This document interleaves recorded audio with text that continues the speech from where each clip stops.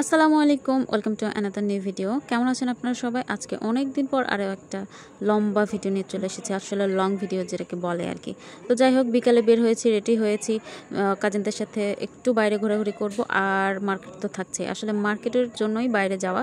তো ভাবলাম একটু ঘোরার জন্য বিকেলেই বের হই। বিকেলের আবহাওয়াটা এত সুন্দর ছিল আর আকাশটা এত সুন্দর ছিল, যা অদ্ভুত সুন্দর লাগছিল। তো যাই হোক, এই তো বাসা থেকে বের হয়ে একটু হাঁটছিলাম, কারণ বাসা থেকে বের হয়ে অনেক সময় রাস্তাতেই রিক্সা পাওয়া যায়, আবার কখনো পাওয়া যায় না, আসলে এটা লাক বলা যায়। তো আমরা মেন রাস্তার জন্য হেঁটে হেঁটে একদম সামনে যাচ্ছিলাম, আর কাজিনকে বলছিলাম একটু হাসো, ও একদম গোমরা মুখের মতো একদম চুপচাপ ছিল এর জন্য। তো আমরা এই যে ওয়েট করছি যে একটা অটো নিব নাকি রিক্সা নিব, যেহেতু আমরা 4 জন ছিলাম। তো এটা সিদ্ধান্ত নিতে নিতে পরে চিন্তা করা হলো যে দুইটা রিক্সাই নিই, অটোতে অনেক দেরি হবে, কারণ ওনারা লোক তুলতে যাবে, আর বিকেলের এই আবহাওয়াটা উপভোগ করার মতো টিভাতে আসলে লস করার আসলে যায় না, কারণ একটু আগে বৃষ্টি হয়ে গেছে, আবহাওয়াটা এত সুন্দর ছিল। তো যাই হোক, আরেকটা কথা বললি, আমি আসলে আছি নানির বাসায়।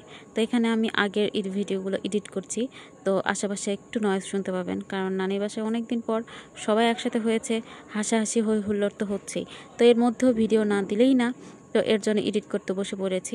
এই তো আমরা টিবাতে চলে এসেছি, আর টিবাতে এত পানি জমে গিয়েছে নদীতে, যা বলার মতো না। আর এই যে দেখুন, এত পাক হয়েছে নদীতে, একদম দেখতেই ভয় লাগছিল। আর এরকম দেখার পরেও যে মানুষগুলান নৌকাতে উঠে ট্যুর দিচ্ছে, তাদের সাহসের মানে আমি বুঝি না, তারা আসলে কিভাবে নৌকাতে উঠছে। আমি তো জাস্ট অবাক হয়ে যাচ্ছিলাম, এত ভয়ঙ্কর অবস্থা হয়ে গিয়েছে পদ্মা নদীর অবস্থা, যা বলার মতো না। আমি জুম করে করে আপনাদেরকে দেখানোর জন্য আসলে জুম করছি বারবার, যে এত ভয়ঙ্কর অবস্থা। আর আমরা একদম পাড়ের উপর বসেছিলাম, আসলে ওই সব জায়গায় না বসলে এরকম পদ্মা নদীর সৌন্দর্য আর আবহাওয়াটা উপভোগ করা যায় না। তার মধ্যে বসে বসে যদি এত সুন্দর ভেলপুরি খাওয়া যায় আর আবহাওয়াটাকে উপভোগ করা যায়, তাহলে তো আর কি বলবো, আপনারাই বলেন। এত সুন্দর লাগছিল, আর ভেলপুরিটা এত সুন্দর মুচমুচে ছিল, আর এত স্পাইসি ছিল, যা বলার মতো না। এই যে ভিডিও আমার করতে করতে একদম জামাটা মেখে যায়, এটা আসলে আমি খেয়াল তখনও করতে পারি না, এই জন্য আমি ভিডিও আমার মতো করতেই ছিলাম, আর ওদিকে আমার জামা পুরা মেখে গিয়েছিল।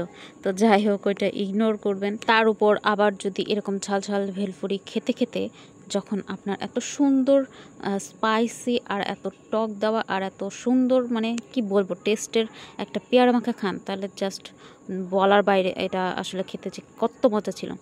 তারপরে টিবার থেকে বের হয়ে আবার এই যে চিপসগুলো খাচ্ছিলাম।